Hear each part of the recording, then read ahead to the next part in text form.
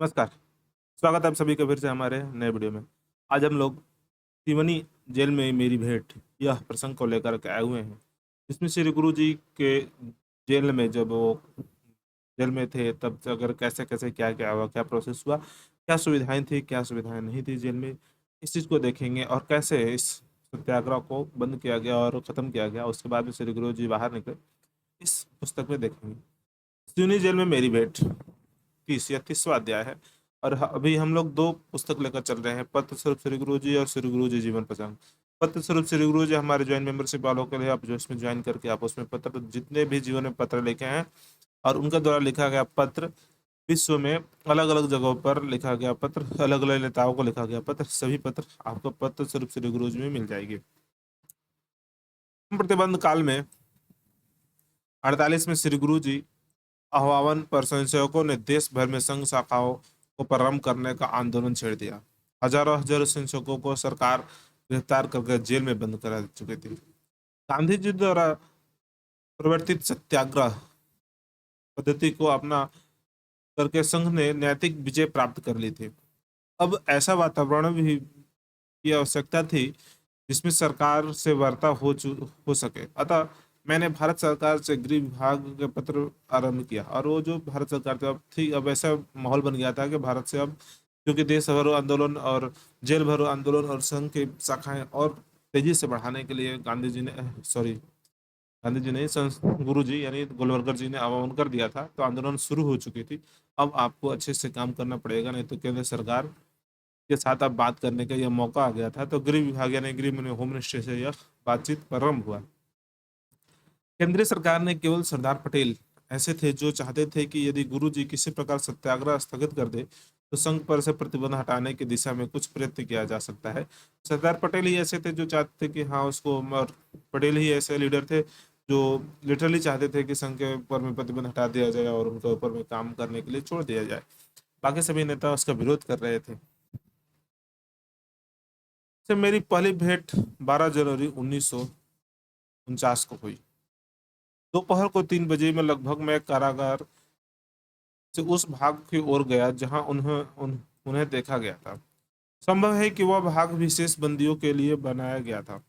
एक छोटे अहाते के चारों ओर से लगभग 15 फीट ऊंचा परकोटा था और बीच में 3 चारपाइयों से दरबार का कमरा था।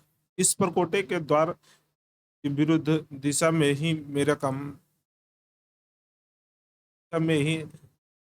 कमरे का द्वार था, जिसमें से भीतर जाते ही कमरे का दृष्टि दिखाई देती थी और भीतर जाते ही दृष्टि दिखाई देती थी। ऐसा मतलब कमरे का प्रसंग बता रहे हैं कि कैसा प्रसंग था, कैसा कमरा था। सामने की ओर उनके सोने की चारपाई और पुस्तकों की एक छोटी अलमारी थी। बीच में रस्सी बांधकर प्रकाश कम करने के लिए पर्दे पर्दे की तरह चादर डाल दिया गया था और पर्दे जो थी उसको चादर की तरह डाल दिया गया था। इसमें एक फोल्डिंग आराम कुर्सी थी और तीपाई 2-3 मामूली कुर्सियाँ थी, जो संभवतः हमेशा वहाँ न रखी जाती तो किसी को भेंट करने के लिए जान जाने पर डाल दी जाती थी। एक और पानी निकालने के लिए मोरी थी और वहाँ पानी के बर्तन रखे थे। कोने में मेज थी और जिस पर चाय आदि के लिए स्टोव और कुछ अन्य बर्तन रखे। मेरे आने के सूचना पाकर श्री गुरु जी द्वार पर खड़े थे। भेंट के समय सुप्रिंटेंडेंट जेल ने और खुफिया पुलिस ने एक अधिकारी उपस्थित थे और जो इंटेलिजेंस के थे, जो सुप्रिंटेंडेंट थे और जेलर थे, ये सभी थे उनके साथ आए हुए थे। तो मुझे ऐसा प्रतीत हुआ कि श्री गुरु जी का स्वास्थ्य पर कुछ असर हुआ है। मैंने उनसे कहा, लगता है आप कुछ दुबले हो गए हैं, ऐसा उन्होंने कहा। यानी ये पूछते हैं, मिलते समय बड़े लोग पूछते हैं, तो उनसे पूछे और मिले बातचीत करके और बातचीत की कि क्या उनका स्वास्थ्य कैसा है, ऐसा पूछ रहे थे। मेरे कथन पे मैं औपचारिक ही था क्योंकि उनके चेहरे पर न तो चिंतन थी न ही संतृप्तता। मेरे प्रश्न पर हंसते हुए उन्होंने कहा, मेरे स्वास्थ्य के क्षीण होने का कोई कारण नहीं है। मुझे आपके बारे में ही चिंता है और हमें जो आपके बारे में चिंता, आपकी स्वास्थ्य कैसी है। दिल्ली तक करके नागपुर होते हुए आप यहाँ आए हैं, तो उन्होंने कहा आप इतना प्रवास करके आए हुए हैं तो आपकी स्वास्थ्य हो सकती है, कष्ट तो आपने ही उठाया है और आप पर आपका इस पर इसका असर हुआ होगा। आप कमजोर और थके मंदे दिखाई दे रहे हैं, अतः आराम कुर्सी पर बैठिए। यानी आराम कुर्सी उनके लिए था, मैं दूसरी कुर्सी पर बैठता हूँ। तो उनके लिए था, लेकिन वो बोले कि आप आराम कुर्सी पर बैठिए, मैं दूसरी कुर्सी पर बैठता हूँ, ऐसा उन्होंने कहा। मैंने उनसे ही आराम कुर्सी पर बैठने के लिए अनुरोध किया। मैं अपने कथन के पक्ष में तर्क भी उपस्थित कर रहा था, यदि योग्य है और सुविधाजनक। पर मेरे कहते कहते उन्होंने अपने दोनों हाथों से मुझे पकड़कर आराम कुर्सी पर बैठा दिया और कहते कहते, आप बैठिए, आप बैठिए, आप बैठिए। मैं बोलेगा आप बैठिए, आपको बैठा दिया। मैंने में मैंने भी व्यर्थ में समय नष्ट न करने की दृष्टि से बैठ गया। उनके आग्रह में तनिक भी औपचारिकता नहीं थी, और वो औपचारिकता नहीं थी, वो जबरदस्ती ही था। अतः उन्हें यह अखरा भी नहीं होगा, किंतु मैंने उनके साथियों के चेहरे पर उभरते भावों को जान लिया, और मुझे आग्रह करके उनको ही उस स्थान पर बैठाना चाहिए था। और उन जो साथी जो आसपास थे, जो जेल में थे, कारावास में थे, सत्याग्रह का समय जेल में थे, उनको भी बोला कि आपको नहीं बैठना चाहिए था, उनको ही बैठाना चाहिए था। सत्याग्रह आरंभ होने के पहले से ही स्थगित करने के संबंध में मैंने श्री गुरु जी को तार दिया था तथा बाद में पत्र भी लिखा था। अतः मैंने उनसे पूछा, आपने मेरे तार तथा पत्र को कुछ अन्यथा विचार नहीं किया, कर लिया? और सत्याग्रह जब शुरू होने वाला था उसके पहले उन्होंने पत्र लिखा था, लेकिन वो सोचे नहीं थे, बोले नहीं थे। श्री गुरु जी हंसकर कहा, तो प्रश्न ही उत्पन्न नहीं होता है, क्योंकि आपका तार सरकार ने मुझे सत्याग्रह आरंभ होने के 10 दिन बाद दिया था, और सरकार जो है वो हमें 10 दिन बाद हुआ था, तो आप कोई सोच नहीं सकते हो, आप दिए थे, मेरे को पता नहीं है। मैं आश्चर्य से कहा, इतने विलंब से?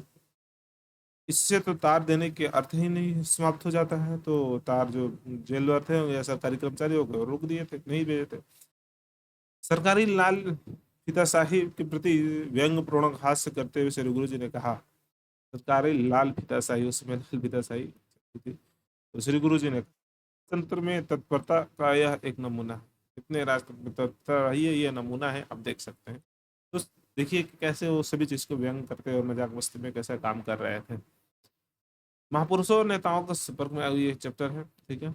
ये चैप्टर चल रही है महापुरुषों नेताओं के संपर्क में, अभी जो चल रही है, अभी ये किसी महापुरुष या नेता, बड़े नेता से भी संपर्क कर रहे हैं। मैंने उनको सरकारी प्रमुख व्यक्तियों को, विचार और संघ के गिरफ्तार कार्यकर्ताओं को, बाहर भूमिगत रहकर कार्य करने वाले कार्यकर्ताओं को मत श्री गुरु जी को बताया, और सभी प्रकार के जो विचार थे वो बताए, उनसे बातचीत हुई। बताते बताते मैंने उनसे पूछा, सत्याग्रह के बारे में जान जनता और निष्पक्ष दोनों के सहानुभूति के संबंध में आपसे समाचार पत्रों में पढ़ लिया होगा, और सभी वो आपके समाचार पत्रों में पढ़ लिया होगा, ऐसा उन्होंने कहा।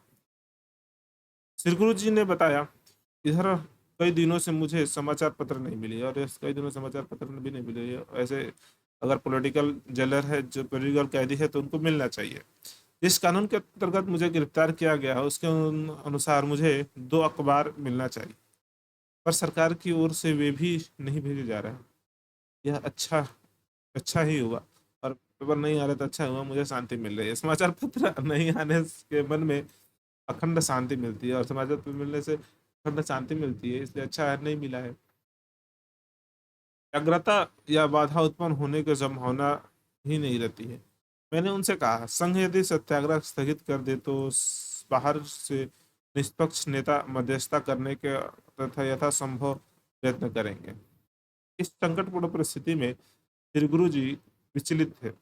मुझे ऐसा मुझे जैसे अनेक हित चिंतक चाहते थे कि संघ पर प्रतिबंध किसी तरह दूर हो जाए, परंतु गुरु जी किसी भी तरह के जल्दबाजी के विरुद्ध थे। उसी तरह जल्दबाजी नहीं करना चाहते, नेगोशिएशन या कंपनसेशन नहीं करना चाहते थे। उस समय कई सारे ऑफर आए थे कि हमें कांग्रेस में विलीन हो जाओ, या फिर किसी राजनीतिक पार्टी में हो जाओ, या कहीं पर ऐसा विलीन हो जाए। तो संघ में बोला गया ऐसा कुछ नहीं करेंगे, और इसलिए वो विलम्ब कर रहे थे कि नहीं, किसी भी तरह का कोई भी नेगोशिएशन, कोई भी विचार करने के लिए, कोई भी तरह का अगर कंप्रोमाइजेशन करने के लिए वो तैयार नहीं थे, और संघ तैयार नहीं था। वो सही था उस समय ये अडिग जो लिया गया था गुरु जी का निर्णय, वो सही था। उनका दृढ़ निश्चय था कि संघ तत्व निष्ठा को बिना आँच बुलाए और संघ की छवि को पूर्णतः निर्मल करते हुए जो कुछ हो सके यही किया जाए। मैंने सरदार पटेल के कहने पर सत्याग्रह वापस लेने के लिए वे तैयार नहीं थे। मेरे कहने पर सत्याग्रह वापस लेने के लिए तैयार नहीं थे। और फिर उन्होंने कहा कि आप, मैं फिर दिल्ली गया और जो वक्ता है वो बोला फिर दिल्ली गया, मैं सरदार पटेल की गुप्त रीति से मिला। और उनसे मिलना मतलब सरकार में थे तो हो सकता है कि समाचार पत्र मीडिया उडिया में आ जाए, इसलिए उन्होंने बैग से मिले।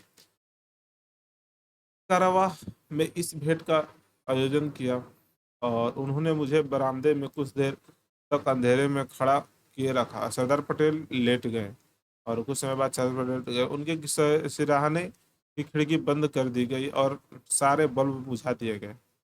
और इसे मुझे समझने के बाद केवल कमरे में बत्ती जलाई गई और व्यवस्थापक महोदय मुझे पीछे के दरवाजे से भीतर ले गए। और वो जो भी थे वो पीछे के दरवाजे से भीतर लगे, गुप्त रूप से मिलना था, पब्लिकली मिलने नहीं थे, क्योंकि गुरु जी से मिल के गए थे तो हो सकता था संघ की बातें चल रही है और पत्रकारों को भनक लग सकती थी कि संघ की ओर से मध्यस्थता स्थापित किया जा रहा है सरदार पटेल के लिए, इसलिए वो पीछे से बैग से मिला गया। उन्होंने बताया कि पत्रकारों को भनक मिली है कि संघ की ओर से कोई मध्यस्थता सरदार पटेल से मिलने वाला है, इसलिए वे टू ले रहे थे और वो प्रोटेक्शन ले रहे थे, मतलब कि अपनी तरफ से सेफ्टी ले रहे थे। जब वे सब चले गए तब आपको भीतर लाया गया। सरदार पटेल ने बातचीत के बीच में गुरु जी को सत्याग्रह स्थगित करने के लिए अपना वक्तव्य दे। और सरदार पटेल ने कहा गुरु जी को बोलना चाहिए कि वो सत्याग्रह स्थगित करने के लिए अपना वक्तव्य दे, उसमें से अपनी कुछ कल्पनाओं का उल्लेख तो कर सकते हैं, परंतु यह न लिखे कि सरकार सरकार की ओर से ये या किसी संबंधित अधिकारी व्यक्ति की ओर से कोई आश्वासन प्राप्त हुआ है। और किसी तरह से आश्वासन प्राप्त हुआ है, यानी मेरे तरफ से सपोर्ट मिला बैंक से, सरकार की तरफ से, ऐसा उन्होंने कहा कि ऐसा नहीं करना है और चुपचाप रहना है। और जबकि वो अपने मन से सत्याग्रह वापस ले रहे हैं ऐसा बोलना चाहिए। मैंने पुनः शिवानी मैं पुनः शिवानी गया मैं पुनः शिवनी गया, गुरुजी से मिला, 4 घंटे तक बातचीत हुई। सत्याग्रह स्थगित कर दिए जाने के लिए जो आवेदन पत्र गुरुजी के हाथ का मुझे चाहिए था, वह पत्र एक एक शब्द के बड़ी गंभीरता के साथ विचार करके श्री गुरुजी बार बार ठीक करते रहे। एक के बाद एक इस प्रकार 4 प्रारूप सामने रखा गया। प्रत्येक शब्द की योजना ठीक नहीं होने के कारण उन्हें रद्द किया जाता था। 5वां प्रारूप ड्राफ्ट संतोषजनक तैयार हुआ। गुरुजी प्रत्येक शब्द की जांच पड़ताल अत्यधिक गहराई से करते थे, जिससे संघ पर प्रतिष्ठा पर कोई आँच ना आए, और वो एक एक वर्ड, एक एक शब्दों को कैसे बोलना है या उसकी जांच करते थे। इस अंतिम प्रारूप की 2 प्रतियां में से एक को गुरुजी ने अपने पास रख लिया और दूसरी प्रति में अपने साथ लेकर कारा कारागार से बाहर चलने के लिए खड़ा हो गया। और दूसरी जो एक था वो उसका जीरोक्स वो रख लिए गुरुजी और दूसरा वो लेकर के चले गए। जब मैंने चलने लगा तो श्री गुरुजी हंसते हुए कहा, यह तो आप जानते हैं कि विदा करने के लिए मैं द्वार तक नहीं जा सकता है। बोला कि वो कारागार का है तो मैं नहीं जा सकता हूँ। सत्याग्रह को स्थगित करने की दृष्टि में वक्तव्य का परस्पर सम्मत स्वरूप लेकर मैंने उनसे विदा लिया और यह सबको सत्याग्रह के लिए पत्र लेकर के विदा लिया। ऐसे थे श्री गुरु जी। तो चीजें, छोटी छोटी चीजों को कैसे वो काम करते थे, छोटी छोटी पॉइंटों को जोड़ते थे और सबको कैसे जोड़ते थे। देखिए इनको भी कैसे काम किया और एक एक वर्ड को समझ करके, एक एक वर्ड को संघ के ऊपर में किसी तरह की आँच ना है, कोई ब्लेम ना करे, कोई ऐसा ना हो कि वो उसके ऊपर में आँच आ जाए। तो इसलिए वो छोटे छोटे पॉइंट तक को जोड़ करके ये काम करते थे। आशा करते हैं आपको वीडियो अच्छी लगी होगी। अगर वीडियो अच्छी लगी तो चैनल को सब्सक्राइब कीजिए, लाइक कीजिए और अपने स्वयंसेवक बंधुओं के बीच में शेयर कीजिए। मिलते हैं फिर से अगले वीडियो में।